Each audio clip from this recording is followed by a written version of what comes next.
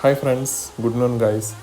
ಈಗ ನಮ್ಮ ಮಲೆನಾಡಿನ ಗಿಡ ಮರಗಳನ್ನು ರೈಡ್ ಮಾಡ್ತಾ ನಿಮಗೆ ತೋರಿಸ್ತೀನಿ ಬನ್ನಿ. ಗೈಸ್, ಕೆಲವು ರಸ್ತೆಗಳು ನಮ್ಮನ್ನು ಒಂದು ಊರಿಗೆ ಮಾತ್ರ ಅಲ್ಲ, ಅದರ ಜೊತೆಗೆ ಭಾವನೆಗೆ ಕರೆದೊಯ್ಯುತ್ತದೆ. ಇಂದು ಮತ್ತೆ ಮಳೆಗಾಲದ ಮಲೆನಾಡಿನ ದಾರಿಯಲ್ಲಿ ನನ್ನ ಸಣ್ಣ ಪ್ರಯಾಣ ಶುರುವಾಗಿದೆ ನೋಡಿ.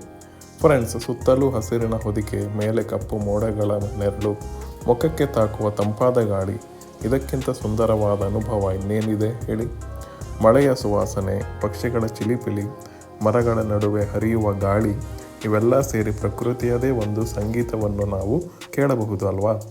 ಪ್ರಯಾಣ ಅಂದರೆ ಕೇವಲ ಒಂದು ಸ್ಥಳ ತಲುಪುವುದಲ್ಲ, ಮನಸ್ಸಿಗೆ ನೆಮ್ಮದಿ ಸಿಗುವ ದಾರಿಯನ್ನು ಹುಡುಕುವುದೂ ಆಗಿದೆ. ಮಲೆನಾಡಿನ ಈ ದಾರಿಗಳು ಎಷ್ಟು ಬಾರಿ ಬಂದರೂ ಹೊಸದಾಗಿ ಕಾಣಿಸುತ್ತದೆ ಅಲ್ವಾ.